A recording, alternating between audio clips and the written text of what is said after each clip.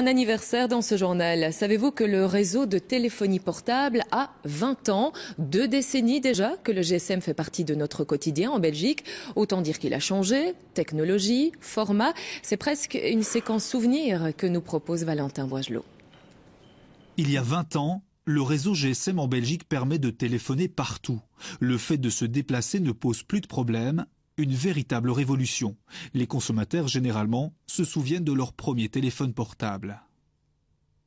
Mon premier GSM était un Motorola avec une antenne longue comme ça, un clapet, presque la valise pour la batterie. Oui. Vous vous souvenez du premier? Oui, c'était un Sony Ericsson. Ça ressemblait pas vraiment à ce qu'il y a maintenant. Non, pas du tout. Les premiers téléphones portables, les voici, très encombrants, très lourds. Ils datent d'avant l'arrivée du réseau GSM en Belgique. Les premiers réseaux mobiles en Belgique sont apparus en 1977. C'est lancé par la RTT. C'était le réseau MOB 1. Et là, on avait une dizaine de pylônes sur tout le royaume.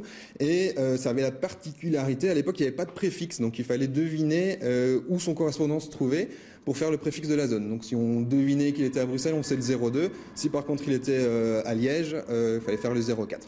L'évolution du GSM se poursuit rapidement. Il intéresse d'abord les hommes d'affaires avant de se démocratiser dans les années 90. J'ai été très réfractaire au début. Je ne voulais pas en acheter. Mais bon, comme une fois que tout le monde l'avait, il fallait l'avoir. Hein. C'est une obligation. Une obligation, oui. Oui, agenda, liste des courses, consultation des mails. Le GSM, un outil devenu presque indispensable. Une de ses principales évolutions, le SMS. Avec ce téléphone mythique, le Nokia, symbole de toute une génération. Donc le SMS, contrairement à ce qu'on peut penser, il arrivait beaucoup plus tard. Il arrivait au début des années 2000, où là on pouvait envoyer ce message court de 160 caractères. Il s'est démocratisé et un peu à la surprise générale, parce qu'à la base, c'était conçu pour faire des messages d'alerte. Aujourd'hui, le téléphone portable est devenu un smartphone. Il est possible de prendre des photos, jouer ou même aller sur Internet. Reste à savoir à quoi ressemblera le téléphone portable de demain. Plus grand, à mon avis. Plus grand. Parce que je trouve que les GSM, ils sont un peu petits.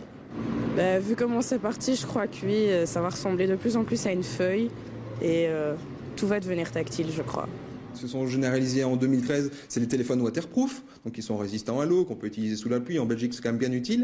Mais oui, écran flexible, transparent, tout ça, c'est l'avenir du smartphone. Des téléphones remplis de technologies de plus en plus pointues. En plus de remplacer votre appareil photo, il pourrait cette année remplacer votre portefeuille grâce au paiement par GSM. D'hier.